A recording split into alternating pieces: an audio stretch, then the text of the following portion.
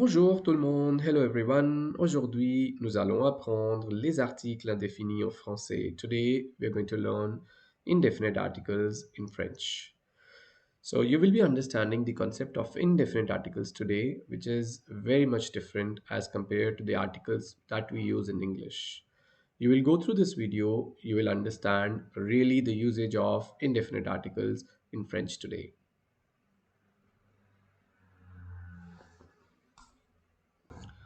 The indefinite articles in French are called as les articles indéfinis.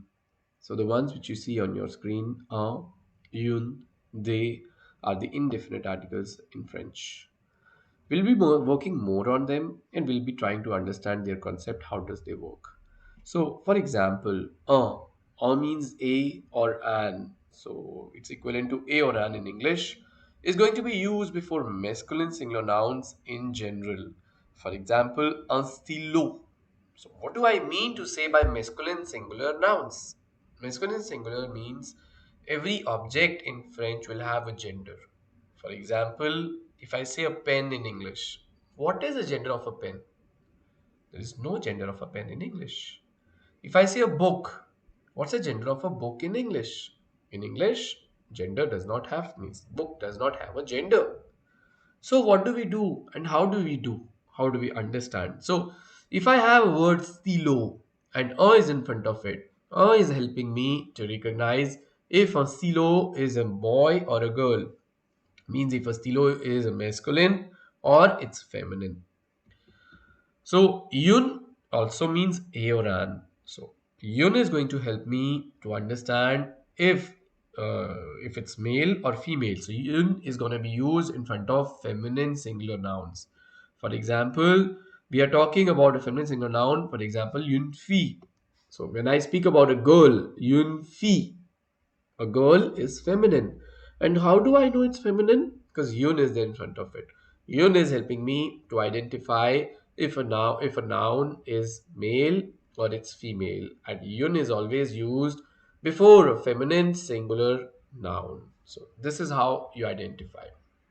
Proceeding it a little bit further, we have they. They means some. They does not need or they is not used in English. For example, when I use the term a pen, when I make it to plural, I say pens. An eraser, erasers. But in French, as I said, every noun needs to have a gender. So the things which will be plural will also have genders. So they is going to be used for plural. It is an indication that it's plural and it simply means some. So there is a plural form of indefinite articles. It indicates some or maybe any in terms of plural. For example, they pom, which means some apples. So some apples means, if you see here carefully, they is used for plural. So the pom is plural at the end. If we go through few things to understand, I'll be asking you few questions. You can see and reply. For example, un chien and un livre. What do you think is the gender of a chien? Chien is a male, so we put un in front of it. Here it is. Blank livre. So when we speak about a livre, what do you think is the gender of a book? It's a male. So for male, what do we use? Un. So that's in front of you. Similarly, we'll use une voiture, which means a car. Car is feminine. So that's the reason we'll be using une in front of it. If you see here, apple in French, which is called as pomme. So pomme is feminine. We'll be using in front of it une pomme. So here it is. Then we have les exercices, which means the exercises. So plural, blank, livre, books. The moment you see it's plural, you will only use they in front of it. So here it is. The moment you see pomme in plural, it's always in front of you. Des pommes. So this is how it's going to work for indefinite articles in French.